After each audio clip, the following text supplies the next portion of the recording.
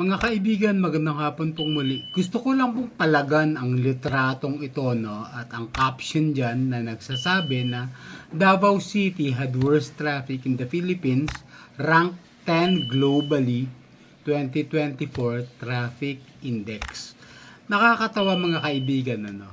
Na talagang for the longest time, ever since na hindi na naging pangulo ang ating mahal na Tatay Digong, ay unti-unti na siniraan na ng siniraan ang mga Duterte, and of course kasama doon ang kanilang pinamumunuang lungsod na ang Davao City.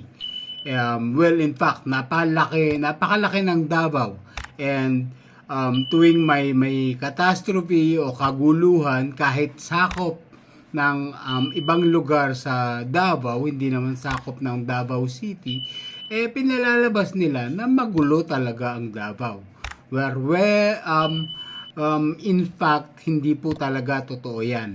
Unang-una, just to debunk this picture, ako po mga kaibigan, do taga Caloocan na ako ngayon, ako po ay batang Makati. Lumaki po ako sa Makati.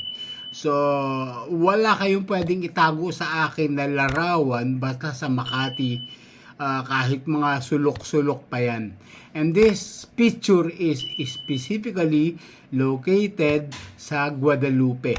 Kung mapapansin nyo, yung mga picture na yan. So, palalabasin nila ng mainstream media at ng mga fake news vloggers ng administrasyong ito na pangit ang Davao pero ang picture sa EDSA. O nga naman, kung hindi ka pamilyar sa lugar, pwede mong palabasin na lahat ng lugar na lang na pangit na magulo ay Davao, especially this picture. Pero once again, ito po mga kaibigan ay sa EDSA, and ang malas naman ng Makati dahil lugar nila ang napiling picturean ng mga nagpakalat o nagpapakalat ng litratong ito at impormasyong ito.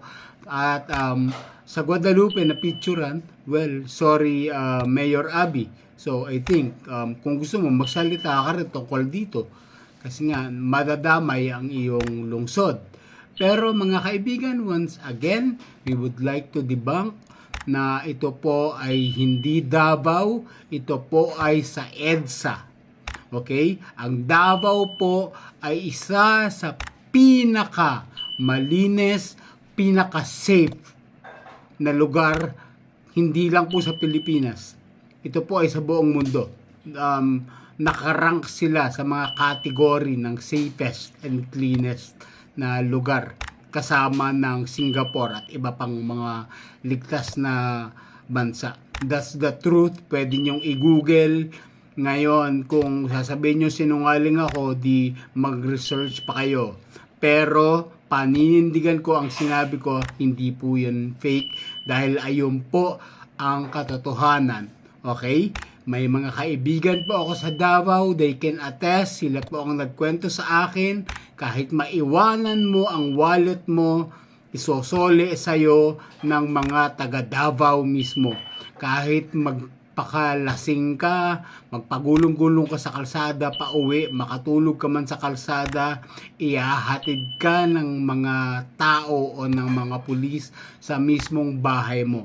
Ganon daw ka-safe ang Davao, at hindi yun gawa-gawa ang nagsabi sa akin mismong mga taga Davao.